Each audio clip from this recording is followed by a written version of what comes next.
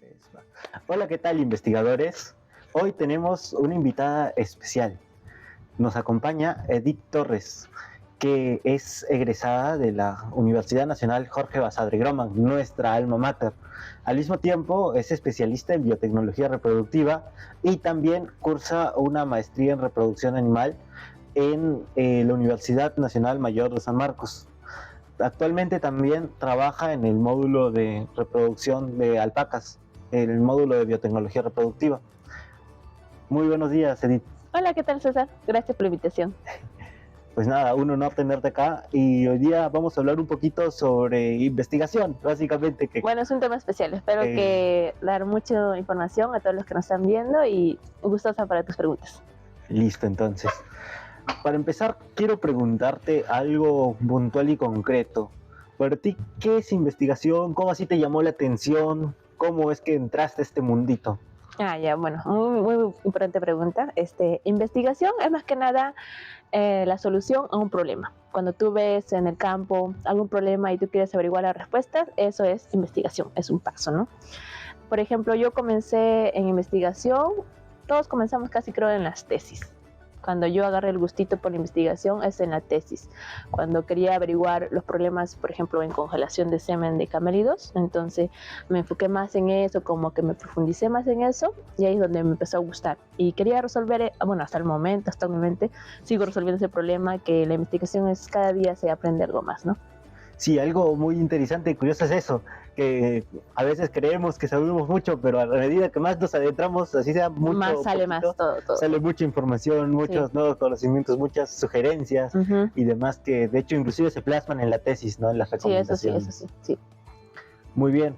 Y ahora una pregunta más que a mí y creo que a la mayoría de estudiantes universitarios nos llama.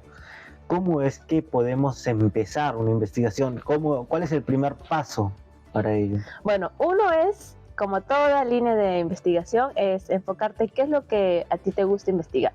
Por ejemplo, a mí me gustaba camélidos, siempre me pareció una especie muy importante, aparte que es nuestro animal bandera, ¿no? Como producción nacional, tenemos el gran interés de mejorar esta especie. Uno es eso, si tú quieres enfocarte en animales menores, en aves, desde ahí comienza, ¿no? Si te gusta qué especie, entonces te profundizas más. Entonces, una vez encontrado el lugar donde te sientes cómodo, donde quieres tú averiguar, entonces empiezas a ver los problemas que existen alrededor de esa área, ya sea especie, medio ambiente, tecnologías innovadoras, y te enfocas en algo especial para resolver un problema. Desde ahí comienzas. Muy bien, entonces más o menos tenemos como que buscar qué es lo que está faltando, por así decirlo, ¿no? Exacto, sí. Muy bien, y una vez que ya lo tenemos, ¿qué sigue? Una vez que lo tienes, ya tienes tu idea, como si quiero investigar eso. Entonces, ¿qué más? O sea, como un apoyo económico, porque la investigación sí es cara. Sí. Entonces, para los que estamos comenzando, como tú estudiante, que vas a salir próximo colega, te recomendaría, por ejemplo, si tú quieres esta línea de investigación, 1, tener tu idea clara, ¿no? Y yo lo que quiero hacer. 2, buscar un financiamiento. Por ejemplo, hay muchos financiamientos en el mismo internet, en las universidades, instituciones públicas que te brindan becas de estudio, becas de investigación. Entonces, buscando eso, ya te enteras de que cómo te pueden financiar tu investigación. Eso, segundo, y uno tercero, siempre tener un grupo de investigación, ¿no? A veces, como decimos, nosotros podemos solos, no, uno no puede nadar solo. Por ejemplo, en investigación, siempre queremos que existan áreas multidisciplinarias. Por ejemplo, veterinarios, biólogos, zootecnistas, agrónomos, todos en sí solucionando un problema. Entonces, tu idea, tu financiamiento, que es importante, tu grupo de investigación, y ya puedes comenzar con eso, ¿no? Muy bien. Y algo interesante que de hecho rescato mucho es justo ese grupo de investigación, porque muchas veces y sobre todo cuando empezamos como que estamos en la computadora escribiendo nuestro proyecto de tesis y para nosotros está perfecto, pero luego lo lees y en realidad es... Otro lo ve, no, ¿qué es esto? No. Siempre un consejo adicional de otra persona siempre va a ayudar, porque a veces nosotros no vemos nuestros errores, entonces otra persona que ya lo lee, entonces ya te va a decir esto falta y así. En el grupo trabajamos mejor. Ujú. Muy bien, muchas gracias. Y ahora una consulta. De cara al planteamiento del problema, ¿cómo se plantea el problema? ¿Cómo es que pues lo que nosotros ya estamos viendo de repente Ujú. lo podemos plasmar a nuestro proyecto? Allá cómo formulamos, ¿no? El Ajá. problema, ¿no? Tenemos la idea, el problema, sí, pero no sabemos cómo profundizar en eso. Bueno, un poco de buscando una línea así de un proyecto de tesis, cómo planteamos el problema, ¿no? Más o menos ahí quieres enfocarte, ¿no? Entonces, en ese caso, el planteamiento del problema ya es tener la idea. Luego, buscar los antecedentes. Siempre hay antecedentes alrededor de nuestro problema. Hay otros autores que han investigado de ese problema. Entonces, incluirlo ahí. Luego, plasmar las soluciones que vas a llegar resolviendo ese problema y a quiénes van a beneficiar. ¿Y qué esperas tú lograr de tu investigación? Entonces, esas características de formular un planteamiento de problema, ¿no? Ujú. Muy bien. Y una consulta más. De cara a una investigación inédita de repente en una especie, ¿cómo es que podemos pues, buscar esos antecedentes? ¿Cómo es que de repente pues sabemos que, yo qué sé, sobre todo en camélidos, que creo que Aún no está muy profundizado, ¿no? A veces está, son temas ajá, que no le han tocado todavía, ¿no? sí, Son innovadores, ¿no? que de repente en otras especies sí, pero no tanto, En no tanto en camélidos, ¿no? camélidos. Entonces, Desarrollamos. ¿cómo es que podemos plasmar esos antecedentes? Claro, sí, esto sí es muy importante. A veces, como especie nueva de investigación en que estamos aquí involucrados, a veces no llegamos muchos a los antecedentes, ¿no? Bueno, acá en nuestra región, en Perú, en la zona sur, en la parte de serranía, hay pocos autores antecedentes que han hecho no estudios, ¿no? Pero en el norte del Perú casi no mucho. Y en el extranjero sí hay, uno es Australia. Australia está muy también involucrándose en la investigación en camélidos y la zona de Sudáfrica, ¿no? En sus primos hermanos de los camélidos dromedarios, ¿no? Entonces, pero aún así falta todavía, no es como el vacuno, ¿no? Como tú dices, Claro. ya en las vacunas ya está descubierto todo, me parece, pero sigue investigando. En el caso de camélidos, como dices, es muy difícil tener un antecedente fijo de tu problema. Por ejemplo, a veces, un ejemplo, ¿no? En semen que estoy investigando, muchas veces lo comparo con ovinos, caprinos, hasta bovinos, ¿no? Tienen alguna similitud, pero ya en base a esos protocolos que ya están planteados, siempre te ayuda, porque pertenecen a un grupo, por ejemplo, a la orden de mamíferos, ¿no? A la clase de mamíferos, ¿no? Disculpa. Entonces siempre tiene una similitud. Va a ser difícil plasmar el protocolo en bovinos a camélidos, sí, es muy difícil porque no es específico, ¿no? Pero en eso estamos. Mientras plasmamos este protocolo a camélidos, vemos que algo está fallando, entonces ahí es donde entra tu intelecto, ¿no? Tu conocimiento. Ves que esto no funciona bien ahí, pero no funciona bien ahí, entonces ya tienes que tú empezar a resolver problemas. Como buscar una razón del Una por qué. razón, entonces ya apoyas a que esa investigación ya sea una base para una siguiente investigación en camélidos, ¿no? Y así se está haciendo, por eso se está demorando, bueno, bastante tiempo, Claro. pero así se tiene, como toda investigación, poco a poco, paso a paso. Mira, algo que me llama mucho la atención y a mí como futuro pues egresado, Investigador también, investigador, espero que seas investigador. ¿no? Me llama mucho la atención el tema de la metodología, porque sabemos que si no la plasmamos, no la planteamos bien, al momento de ejecutar vamos a tener muchas dificultades. Sí, Entonces, sí. ¿tú qué nos recomendarías, sobre todo los que recién vamos a empezar, ir Sí. por esos caminos inéditos que de repente no están tan explorados, o de repente tratar de buscar otras metodologías que ya hayan funcionado y tratar de plasmarlas de la misma manera, de tal manera que también ganamos experiencia, ¿no? Sí, dentro de tu formulación de una investigación o proyecto de tesis, en este caso que va a ser útil para ti, planteamiento es uno, el más fuerte, ¿no? En donde tú ya estás enfocado, qué es lo que quieres buscar. Si tú no comienzas muy bien con el planteamiento, o sea que no tienes un objetivo claro, porque el planteamiento deriva a un objetivo, que tu objetivo también es algo importante, tener claro qué es lo que quieres buscar tú. Después de que suceda eso del objetivo, ahí viene cómo lo vas a hacer, es lo que tú me estás preguntando, ¿no? ¿Cómo lo voy a hacer la metodología de estudio, ¿no? Dentro de la metodología hay muchas partes o decir características que debe tener. Uno de eso, muy importante, es el diseño de investigación. ¿Qué decimos diseño? O sea, tú tienes la idea, pero cómo lo quieres plasmar. El diseño es si lo vas a evaluar varias veces en un solo tiempo, pero eso depende de cómo has planteado tu objetivo y cómo lo veas. Por ejemplo, mi idea es evaluar semen, pero yo evalúo en diferentes fases, en refrigerado, congelado, no, pero tú quieres evaluar solo refrigerado. Entonces, esa parte del diseño, las evaluaciones de la muestra es muy importante, porque de ahí va a derivar tus resultados. Si no estás bien plasmado tu diseño, eso es importante. Por ejemplo, cuando hablamos de diseño, hablamos si quieres hacer, por ejemplo, algo entrando un poco, si es transversal, longitudinal, experimental, descriptivo, todas esas cosas. Tienes que específicamente decir, yo quiero hacer un estudio longitudinal en diferentes fases, porque ese es tu objetivo. O un transversal, yo quiero evaluar en un solo tiempo mi muestra. Entonces ya ahí estamos ya enfocándonos y poco a poco diagramando cómo es tu diseño. En el segundo, una parte del diseño puede ser las variables. ¿Qué variables vas a manejar? O sea, yo quiero evaluar el semen solo sus parámetros. O yo quiero evaluar solo del semen las características macroscópicas. O yo quiero evaluar del semen sus características microscópicas. Entonces ya es la variable de estudio. ¿Qué es lo que tú quieres manejar? Porque la variable es algo que el investigador va a manejar. Entonces de ahí va a tener los resultados. Y como última parte ya es el protocolo en sí, ¿no? El diseño procedimental, como cuando dicen, ¿no? Entonces en el diseño procedimental ya es donde tú, ¿qué herramientas vas a utilizar para llegar a tu objetivo? Herramientas, por ejemplo, ya todos los protocolos. Que yo tengo claro un protocolo de congelación descrito por tal autor. Siempre tienes que respaldarte por algún antecedente, ya sea de bovino, camelo, pero es un antecedente ya estandarizado por otro autor que ya lo realizó, ¿no? Entonces, manejando esa variable ya un poco, ya tienes más claro cómo es tu metodología de estudio. Entonces, yo creo que sí, ya puedes comenzar. Muy bien.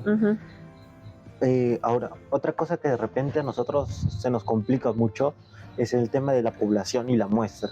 Ay, sí, Algo que a mí me llama mucho la atención es que muchas veces, por no saberlo delimitar bien, pues preferimos agarrar y decir que es una muestra por conveniencia, ¿no? Sí, muchas veces, sí. Que creo que es un poco el punto débil de esas tesis, porque al fin y al cabo como que pierde un poquito esa veracidad.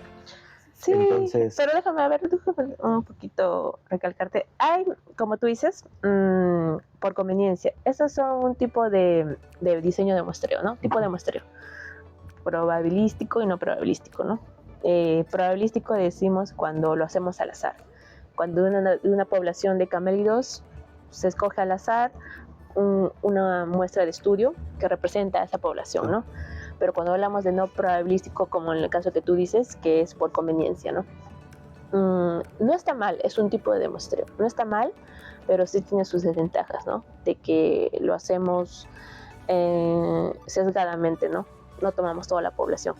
Pero, ¿sabes? En el área de reproducción, nosotros hacemos diario eso por conveniencia. Te voy a decir porque así lo hacemos. Y muchas otras carreras o áreas afines a la carrera de veterinaria, por ejemplo en aves, ellos hacen sí o sí probabilístico. O sea, porque de una población hacen un muestreo al azar de pollos, ¿no? Y que todos entren en un tratamiento. Pero en reproducción no es así. Nos juzgan bastante de eso, pero lo hacemos, ¿sabes por qué? O sea, porque nosotros queremos evaluar una característica en especial. Por ejemplo, ponte un ejemplo de etología en alpacas. Tú quieres evaluar, por ejemplo, el efecto macho de camelios de machos reproductores, cómo se comportan, por ejemplo, durante la colecta, durante la monta, así podemos hablar. Tú no puedes elegir a cualquiera del grupo. Tú tienes que elegir a un macho que tenga 3 años, que haya presentado el frenillo prusial liberado. O sea, ya estás escogiendo a la unidad de estudio por conveniencia. Entonces, en caso de reproducción muchas veces hacemos eso. Es un poco, sí, sesgado, sí, pero es de acuerdo a lo que nosotros queremos evaluar, ¿no? No está mal, pero tiene sus desventajas. Claro. Ya en la estadística ya un poco que tenemos que ajustar para que los datos sean verídicos, ¿no? Y al momento de escoger estos reproductores, por ejemplo, no hay una forma de repente con los criterios de inclusión y exclusión de poder como que sesgarlos sin que sea algo, o sea, netamente por conveniencia, sino pues más Sí, establecido. claro, sí, sí existen esas desventajas, pero por ejemplo en un centro de estudio no tenemos casi una población de 100 o 200 alpacas, ¿no? Muchas veces los centros experimentales tenemos poca población y a veces tenemos que trabajar con una reducida población. Entonces la unidad de muestreo siempre va a ser un poco reducida y va a ser un poco por conveniencia. ¿Lo estamos haciendo? Sí. Tratamos de hacer varias repeticiones también para reducir ese sesgo, ¿no? Claro. Es más que nada eso. Muy bien. Qué interesante, de hecho, es algo que creo que a todos nos Sí, sorprende y nos llama sí, mucho esta la reproducción atención. hacemos eso, sí. Ajá, sí. Muy bien. Y ahora otra pregunta más, que ya creo que retrocede un poquito en los pasos, pero es muy importante. ¿Cuáles son las diferencias entre una investigación cuantitativa y una cualitativa?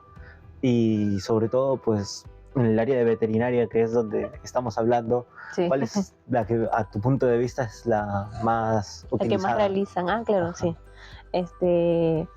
Cuando hablamos de, por ejemplo, de tipos de investigación, como tú has dicho, pues, bueno, ya lo dije, puede ser descriptivo, experimental.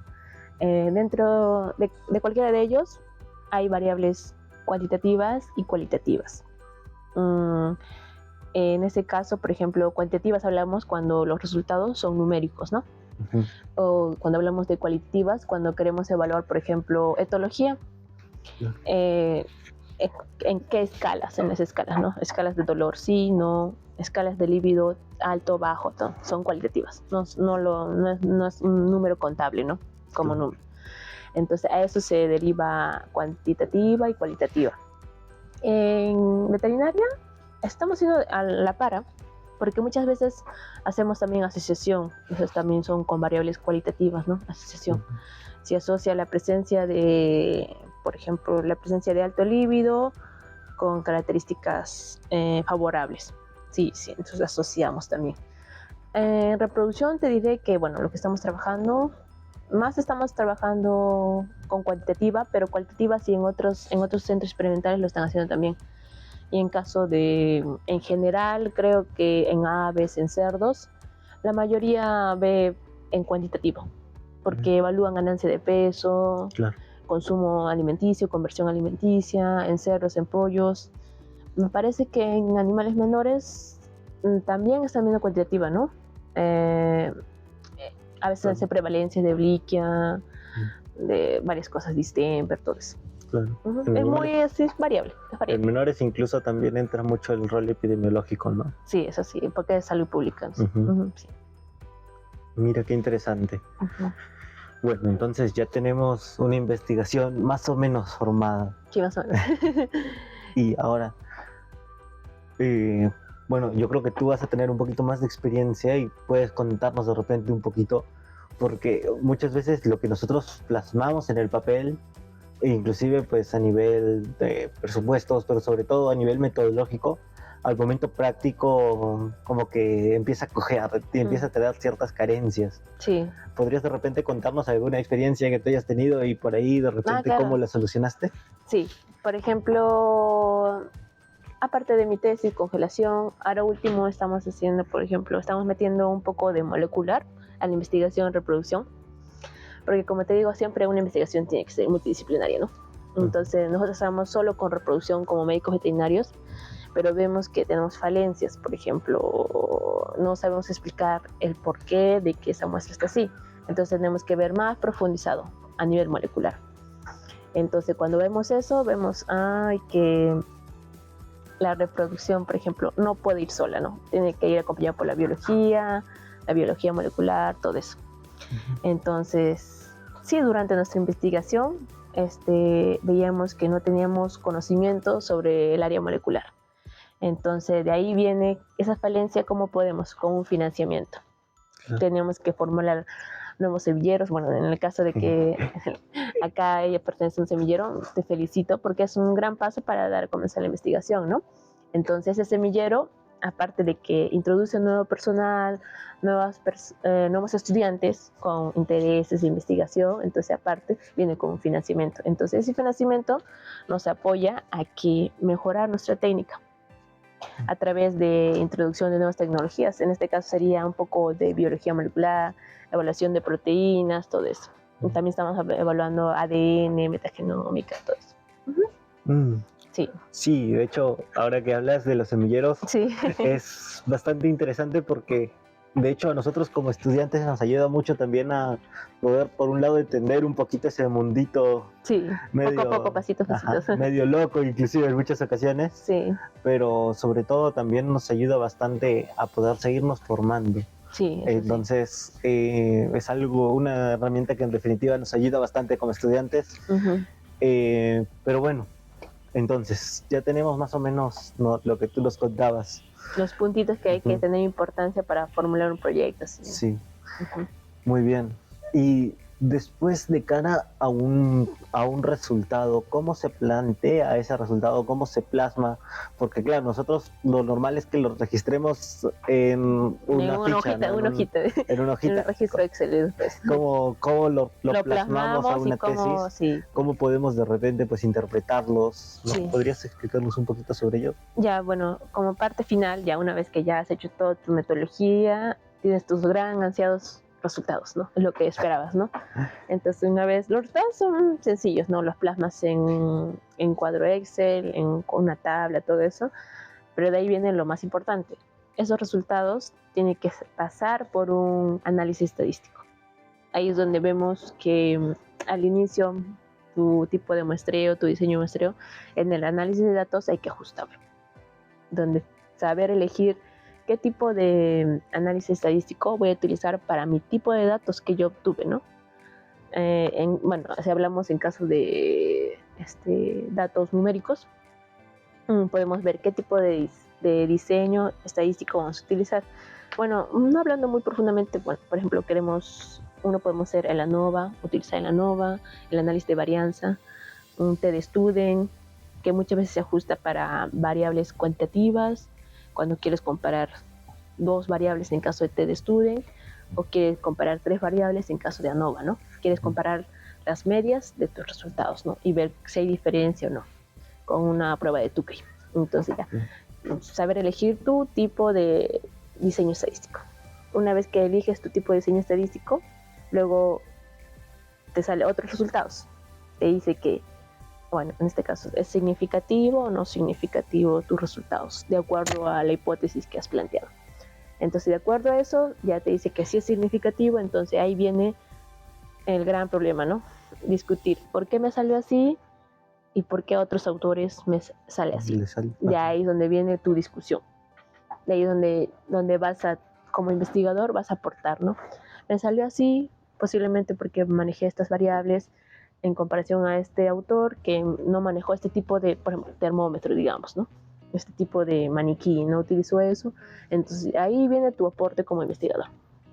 Y ahí es donde te va con la discusión, uno se fortalece como investigador. Y ya y al final concluyes, ¿no? Mis resultados se dieron así, por tales motivos, tanto. Y ya, eso es todo. Sí, es bastante interesante. Sí. De hecho, creo yo que muchas veces cuando tenemos los resultados, al momento de plasmarnos nos quedamos ahí en blanco de decir, ¿qué hacemos? Sí, ahí es donde tienes que manejar tu cabecita y todos los conocimientos que has adquirido durante el proceso, plasmarlo ahí. Ahí es el momento, justo preciso en la discusión. Sí, de hecho, justo de eso también te quería hablar. En el tema de una discusión es bastante importante los antecedentes, según tengo entendido, ¿cierto? Sí, ajá. Entonces, más o menos, ¿sobre qué se puede discutir con esos antecedentes? ¿Únicamente con los resultados o hay alguna otra cosita con lo que podamos discutir? Más que nada cuando las características para contrarrestar o contrastar tus resultados con otros, en la discusión vemos los datos, ¿no?, obtenidos en los resultados. El otro, el tipo de metodología utilizado por ese autor y un poco del ambiente donde se realizó el estudio. De acuerdo a los datos, la metodología que utilizó y el ambiente, ahí podemos sacar una idea de cómo, ¿no? Cómo discutir con ese antecedente. Más que nada. Muy bien. Y ya por último, bueno, siguiendo el esquema de una tesis normal, creo que nos quedarían las recomendaciones. ¿Tú Sí. más o menos cómo plasmas esas recomendaciones? ¿Cómo es que surgen? Bueno, en caso ya tenemos nuestras conclusiones, bueno, son respuestas a nuestros objetivos, ¿no? Las conclusiones. Ya, de ahí viene una recomendación. Bueno, parece algo fácil no recomendar, ¿no? Pero no es tan fácil. Tus recomendaciones nacen de las conclusiones. Por ejemplo, hemos concluido que tienen tanto por ciento de motilidad. Ya, entonces, ¿qué recomendarías?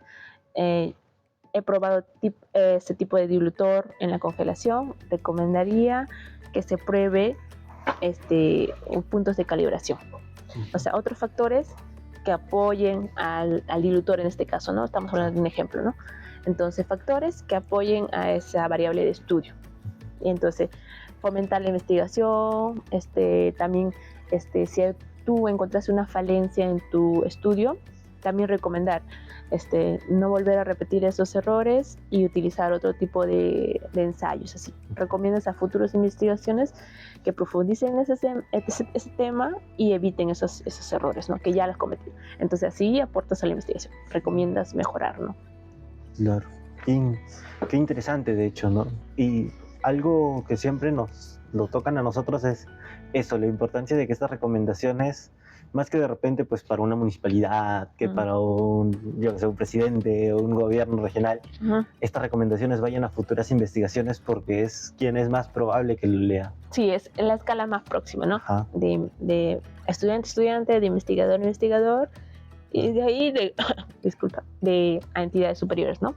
O ya en sí a investigadores internacionales. Poco a poco se escala, ¿no? Primero a estudiantes, investigadores, público en general interesado y a instituciones más grandes.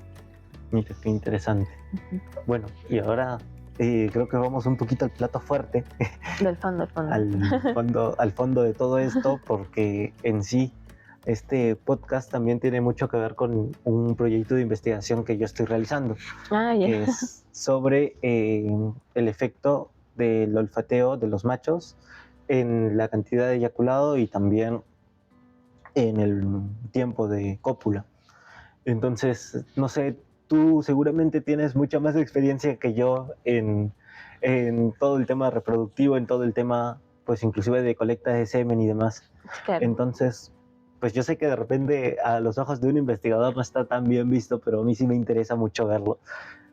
¿Tú más o menos qué opinas sobre este proyecto? Si está bien planteado. Si está bien planteado, si por ahí de repente, pues en tu experiencia, crees que van a salir resultados positivos, negativos. Ya, bueno, sí, muy interesante. Te felicito por la investigación. Bueno, como lo dijiste, toda investigación sí es un aporte positivo. De eso sí, no es que un resultado va a ser algo negativo o va a disminuir la investigación. No, toda investigación es en pro de la ciencia. Y el resultado que obtengas siempre es beneficioso para la comunidad científica. Desde ahí partimos.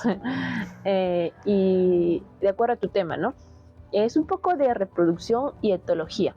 Es un poco etología en la reproducción, me parece, más enfocado. Etología es un mundo muy amplio, ¿no? Por ejemplo, cuando vemos etología, vemos características, aptitudes, líbido en el macho, un poco de performance al momento de la cópula, un poco de competencia al momento de la alimentación. Hasta ahí vemos todo ese comportamiento. Ya. En caso del olfateo, es una característica del macho que va a influir en la colecta, en el volumen de semen, me dices, ¿no?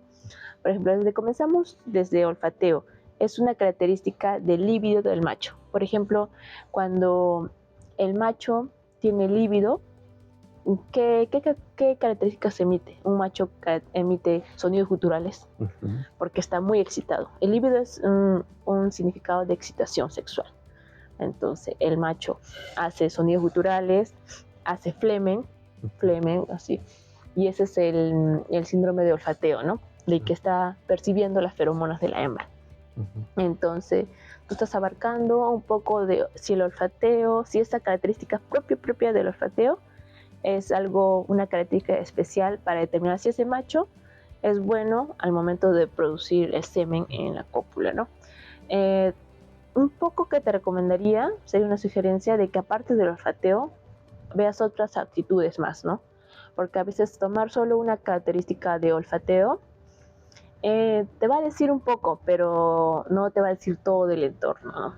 Claro. Puedes tomar a esas actitudes de agresividad a la hembra también, puede ser actitudes de sonidos guturales también, o sea, puede ser características etológicas como es sonidos guturales, olfateo, agresividad, y frente a una respuesta en las características macroscópicas del semen, en ese caso de volumen que estás tomando, ¿no?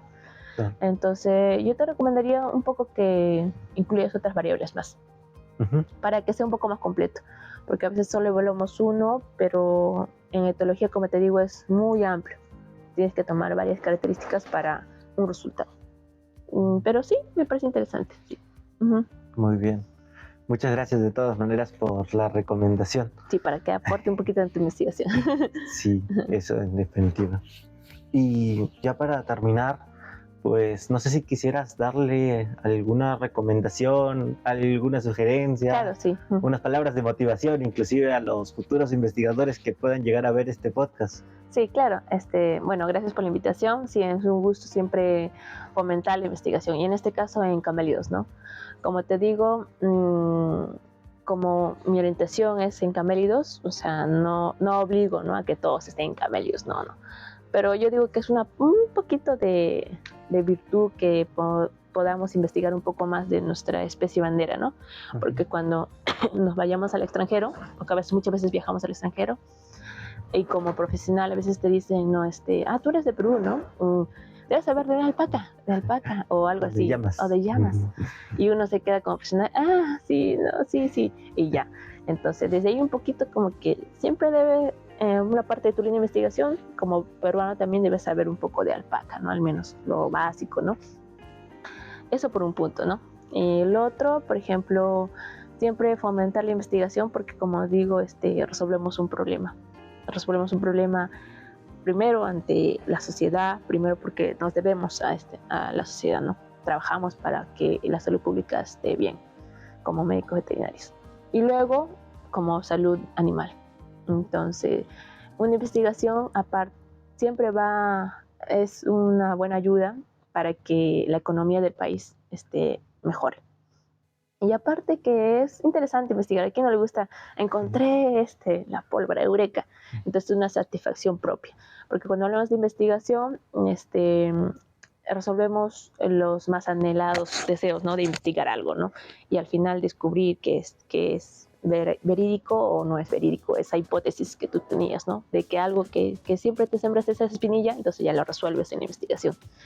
Y aparte de decirte que la investigación, o sea, no son casi como intereses lucrativos, ¿no? Porque la investigación es poco a poco y al final da los frutos. Pero como te digo, es una satisfacción personal que llegas a lograr resolver un problema que a futuro va a ser beneficioso para la sociedad. Pues muchas gracias, Edith. Y eso ha sido todo en el podcast de hoy. Nos esperamos en una próxima edición que será de acá a un tiempito muy pronto, esperemos, con futuros investigadores. Sí, gracias. Hasta luego. Hasta luego.